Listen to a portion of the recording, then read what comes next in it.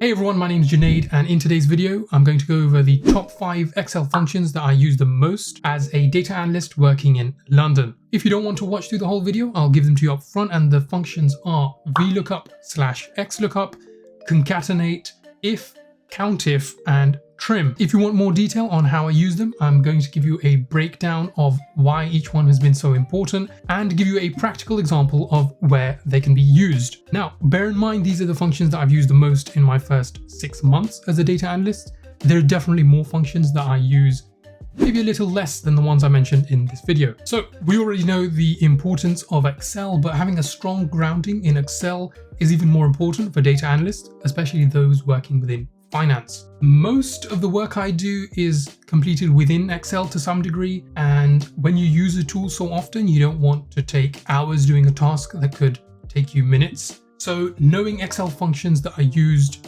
the most within your industry and workflow is a really useful skill to have.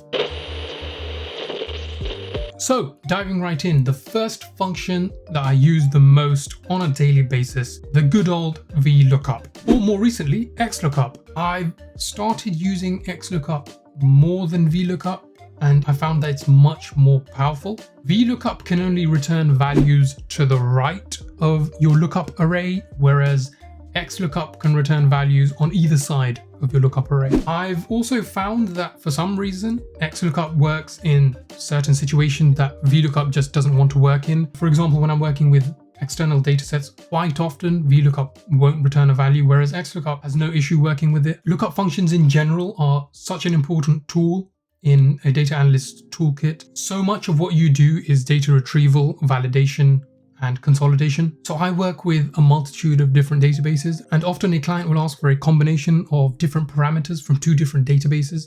So my job then is to find a common parameter within those 2 databases and use a VLOOKUP or XLOOKUP to combine those 2 datasets. So here we have the London Stock Exchange instrument list, and I've copied and pasted this across into the next tab as values, because values are easier to work with than the LSE download. And I've filtered the FCA listing category for premium companies. It just gives us cleaner data to work with. In this tab, we have disclosures of net short positions from the FCA, the Financial Conduct Authority website. And let's say we want to find out which companies within the LSE instrument list have disclosed net short positions. So what we'd have to do is find a common parameter between both the LSE download and the FCA download, and conduct a VLOOKUP to pull net short positions for the companies in the LSE instrument list. So here's what we're going to do. In this case, it's very simple. I can see both databases have ISIN numbers here. So what we're going to do is conduct a VLOOKUP for the ISIN numbers, returning net short positions. So I'm going to conduct the VLOOKUP. Let's do a VLOOKUP. We're going to look up ISIN in the table here.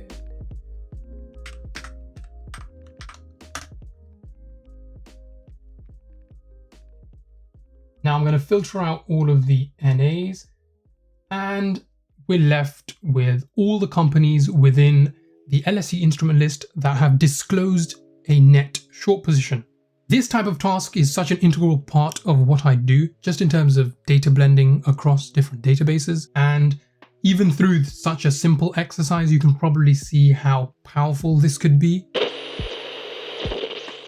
Concatenate is another function I use on a daily basis in very similar workflows to the previous example, where I'm having to combine multiple datasets or databases. Concatenate comes in very handy because, again, in this workbook, we have a type of company identifier in column A called the company ticker. Now, the issue with the way London Stock Exchange have given the ticker is that in another database I use, a Thomson Reuters database, the tickers are a bit different. They have .l at the end of all of those tickers. So what I can do now is, instead of having to add .l to every single one of the tickers in this, I can do, if we do concatenate that, we're going to give it speech marks so that Excel knows it's meant to be text.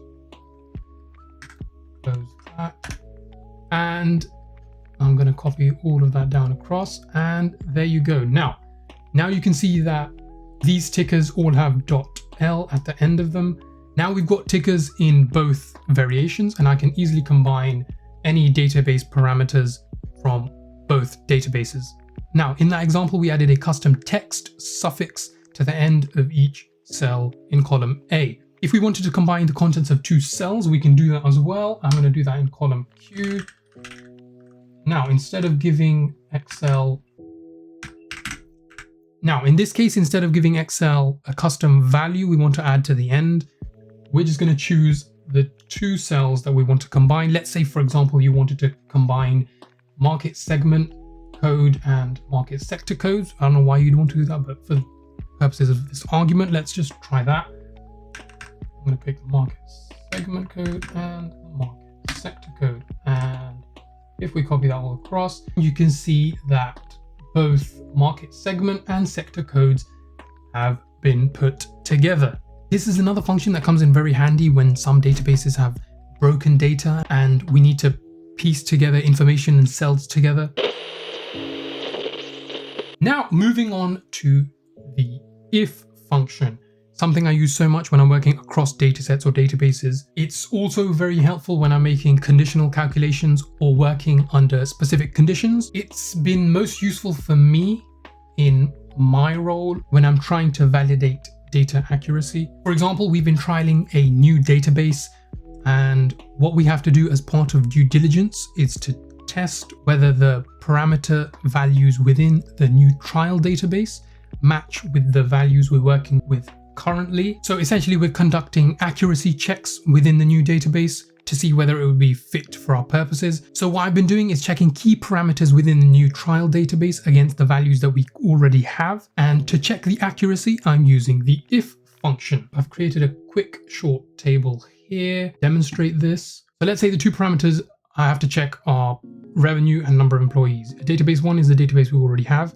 and the trial database is the one we're trialing. So let's say I go into database one, I check for revenue values. It says revenue for company X is 2,300,000. Now, if I check in the trial database and the trial database also returns a revenue value of 2,300,000,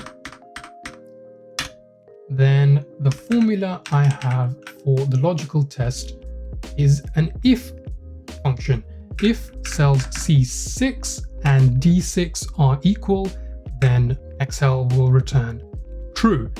If, for example, I go into database one and the number of employees working at number X are 23, and in the trial database, instead of 23, I find there are 25, Excel returns false. So with the trial database, there are around 150 or so parameters that I'm testing for.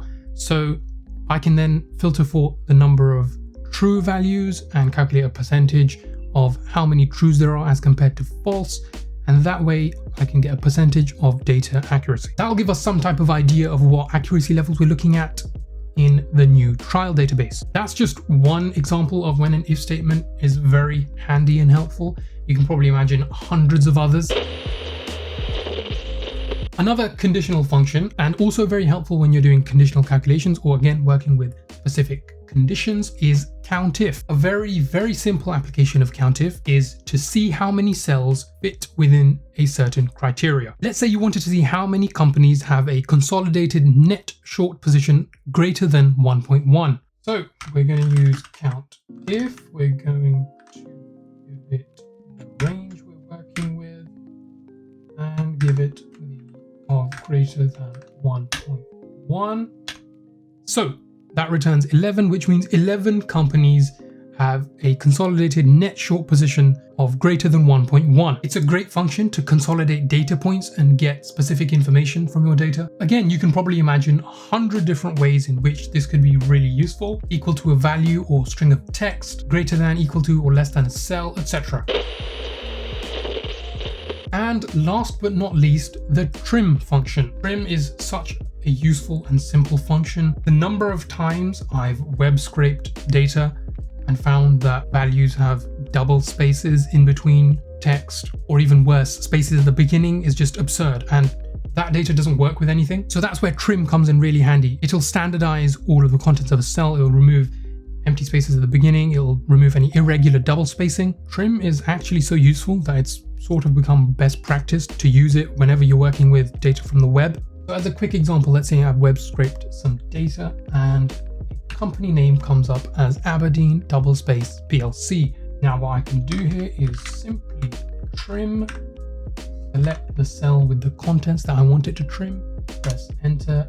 There you go, the double space is removed. So it's removed the double space, and now I can use this data point across all the other databases we have. So there you have it. These were some of my most used Excel functions as a data analyst. And oftentimes a task within a project will require you to use different functions, variations of functions multiple times over to get a desired result. It's definitely not as easy as just conducting a VLOOKUP. I hope that was useful. I know that if I'd come across a video like this before I'd applied to becoming a data analyst, it would have been more helpful to be able to wrap my head around how these functions are used in practical environments. That's all for this video. Follow my Instagram if you haven't already, and leave a comment below letting me know what functions you used most in your job. Hit the subscribe button, and I will see you guys in the next one.